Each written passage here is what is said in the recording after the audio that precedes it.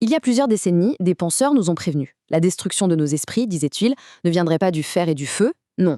Elle viendrait de notre noyade, dans un océan de futilité et de plaisir instantané. Aujourd'hui, on va entrer dans les laboratoires de la Silicon Valley. On va décortiquer comment les algorithmes d'intelligence artificielle sont spécifiquement conçus pour capturer notre attention et surtout, comment on peut la reprendre. C'est une expérience que beaucoup connaissent. On prend son téléphone, juste pour quelques secondes, et puis on se rend compte que des heures entières se sont comme évaporées, envolées dans un défilement sans fin sur l'écran.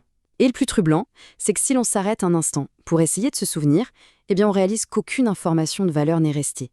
Rien de ce qu'on vient de voir n'a vraiment marqué l'esprit. Inutile de se blâmer. La question, elle dépasse largement la simple volonté.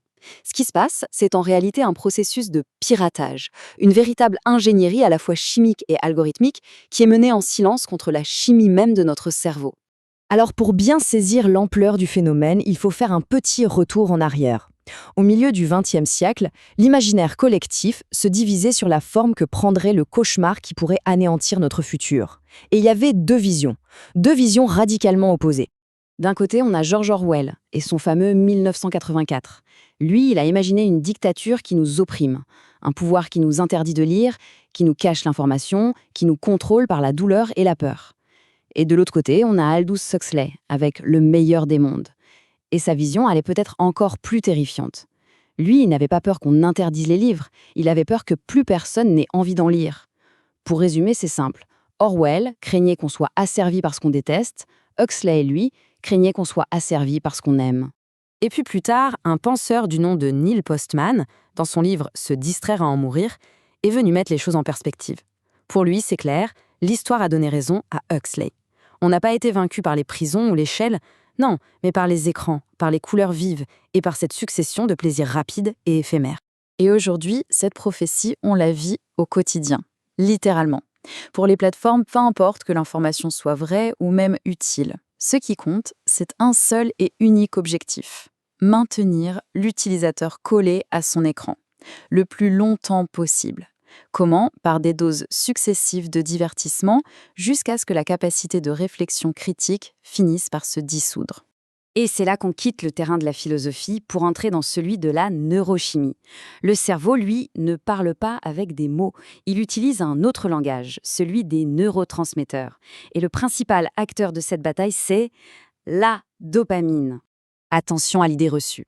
Contrairement à ce qu'on entend souvent, la dopamine, ce n'est pas l'hormone du bonheur, c'est bien plus que ça.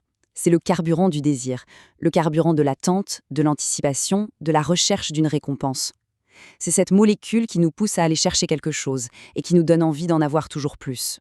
Et cette chimie, les géants de la tech l'ont très bien comprise. Et ils l'ont exploitée avec une efficacité redoutable.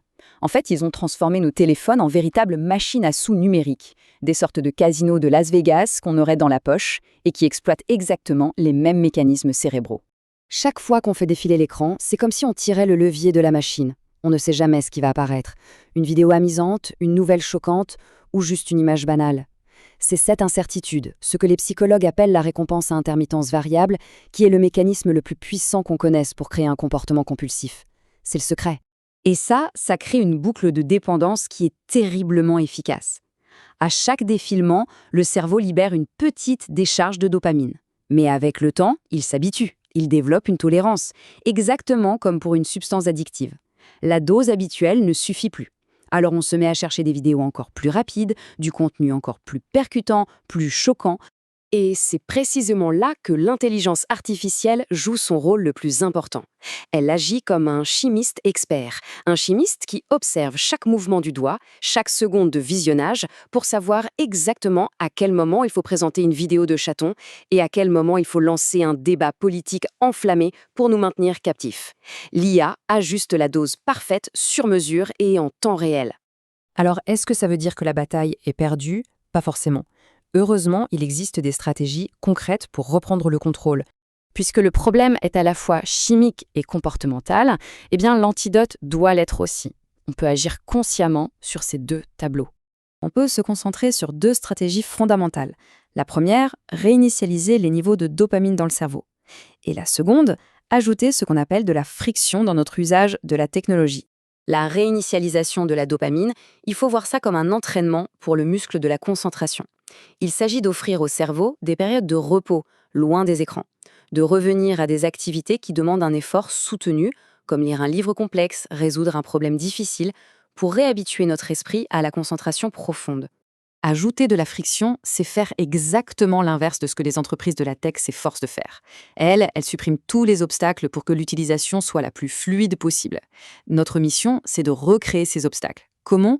En désactivant les notifications, en déplaçant les applications les plus addictives loin de l'écran d'accueil, et une astuce particulièrement efficace, passer son téléphone en noir et blanc. Ça casse complètement l'attrait magique des couleurs vives. Le véritable danger, et c'est encore Neil Postman qui nous alerte là-dessus, ce n'est pas qu'on soit privé d'informations, c'est qu'on soit noyé dans un divertissement infini, au point de ne même plus se rendre compte qu'on est dans une prison dont on aime les barreaux. La libération, elle commence maintenant. Elle commence par la prise de conscience, savoir, au moment même où l'on ouvre ces applications, qu'un véritable laboratoire chimique a été minutieusement conçu pour nous dérober ce que l'on a de plus précieux, notre attention, notre temps et au final, notre vie. La question n'est donc plus de savoir ce que la technologie nous fait, mais ce que nous allons faire. Comme tout premier pas, qui est prêt à tenter l'expérience? Passer son écran en noir et blanc juste pour une journée? Ne laissons pas les algorithmes choisir pour nous. Choisissons la connaissance, choisissons la concentration, bref, choisissons en conscience.